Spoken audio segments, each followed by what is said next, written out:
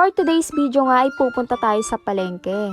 Alam ko din na nagtataka kayo kung bakit may dala akong kape dyan. Isa nga sa dahilan kung bakit may dala ako ng kape dyan kasi hindi pa ako nagbe-breakfast. For the breakfast tuloy ang beshi nyo sa tricycle. Habang ang paalis pa lang kami dyan ay umuulan-ulan na. Kaya ang beshi nyo ito for the lamon sa tricycle, hindi ba naman nag-breakfast? Ngayong araw nga pala ay pupunta kami sa palengke at dito nga ay nasama lang ako. Sabi nga ng isang bata dyan na isama ko daw siya sa vlog ko, kaya iyan sinama ko siya sa vlog ko. Pagkalabas pa nga lang namin ng kanto ng Halayhay, may nakita ako.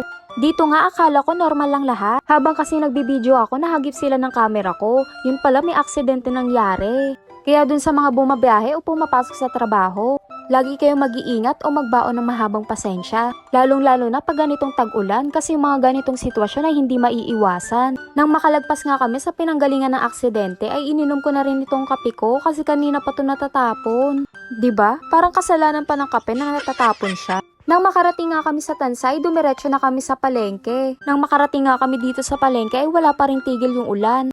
Pero ambon-ambon na lang naman, hindi katulad kanina. Nang makapasok nga kami sa palengke ay ipapark muna ni kuya itong tricycle. Kaya bumaba na rin kami sa tricycle kasi uumpisan na nila mamili.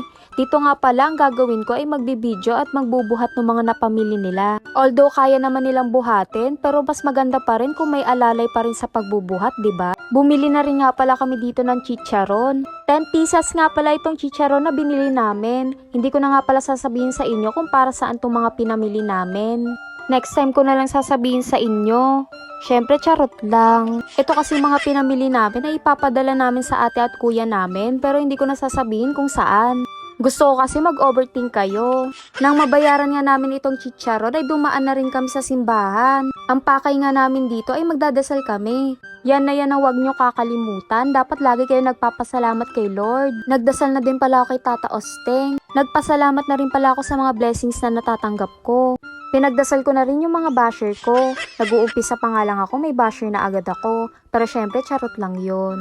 Hindi ko na pala nasabi sa inyo na mga time na yan ay lumalamon na ako kasi nagugutom na ako. Nakakita pa nga ako na nagbebenta ng mais kaya bumili na rin ako. Syempre, isa lang yung binili ko, maghahati na lang kami ni Easy dyan. Umuusok-usok pa nga yung mais dyan. Hindi ko din kasi mauubos kung isang buo yung kakainin ko. Nahihirapan pa nga ako kumain dyan kasi mainit. Dati pala itong nilagang mais ay nasa 25 pesos lang, ngayon nasa 30 pesos na. Nang mabili na nga namin lahat ng kailangan namin na bilihin, ay nagdesisyon na din kami umuwi. Habang nagbo-voice over ako ay maingay sa labas. Uwian na kasi ng mga bata na galing sa school. Hindi ko din naman kasi masisisi yung mga batang yun kasi nung bata ako ganyan din ako kaingay. Nang makapasok nga kami sa kanto ng Halayhay ay hindi na umuulan. Dito nga banda sa may barangay ay nakita ko na baha pa. Hanggang dito na lang pala yung vlog ko. Bye bye!